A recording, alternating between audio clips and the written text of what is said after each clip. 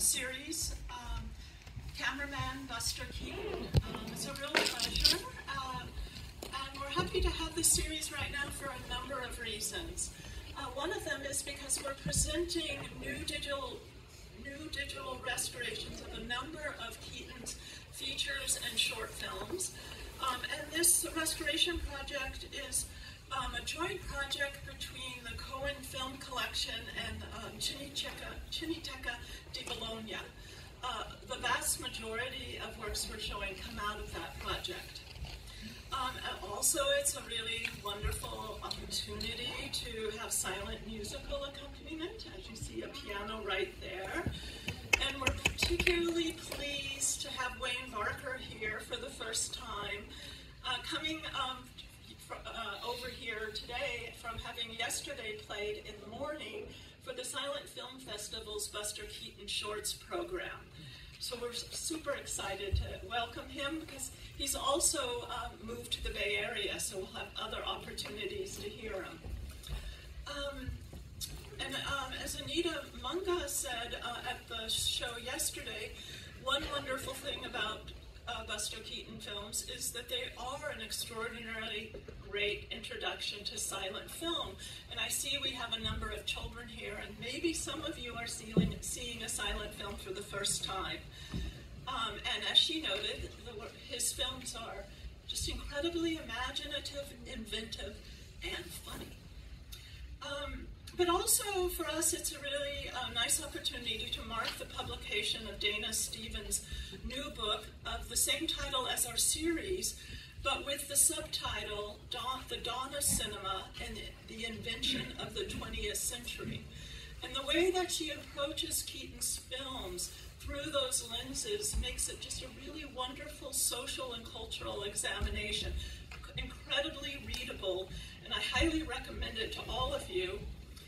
And you'll have an opportunity to hear how she speaks about Keaton, because she'll be here for 4 programs, including one that she selected particularly for young people that features some of Keaton's marvelous houses, which are very memorable. Plus a special program that gives a sense of the way she approaches the social cultural history by placing Keaton in context.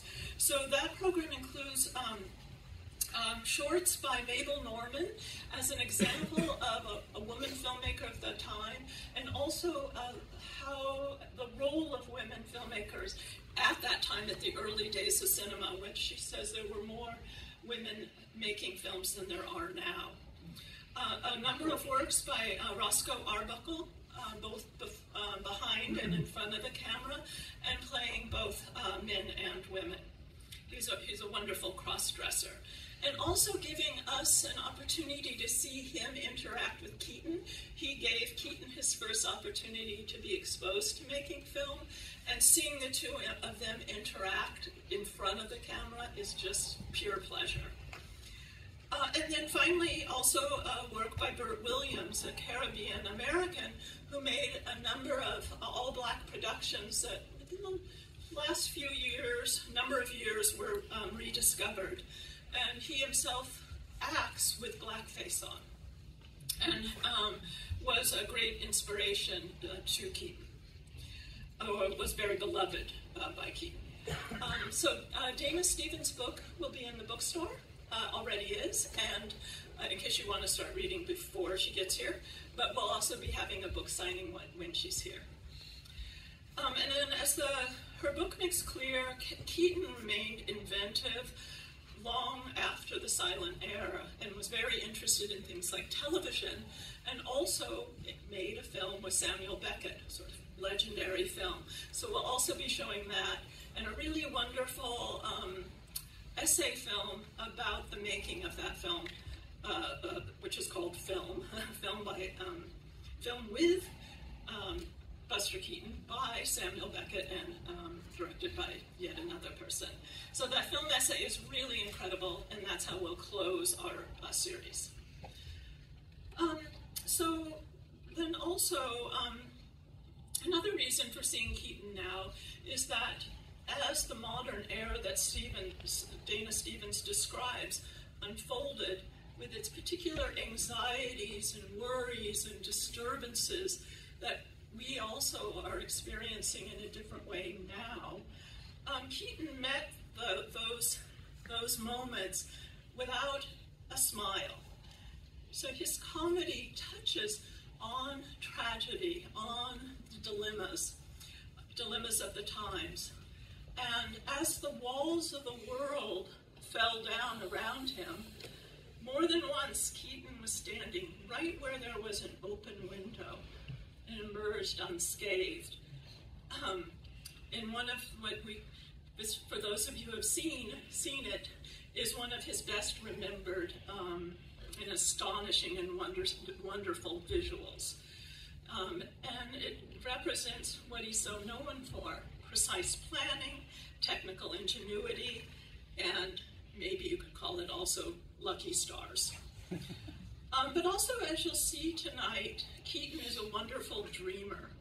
He dreams in a way that surrealists admired, with freedom, liberated from the laws of the everyday world, with the ordinary becoming extraordinary, as you'll see again and again.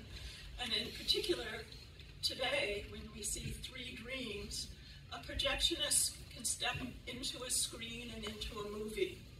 A subway can stop at the North Pole.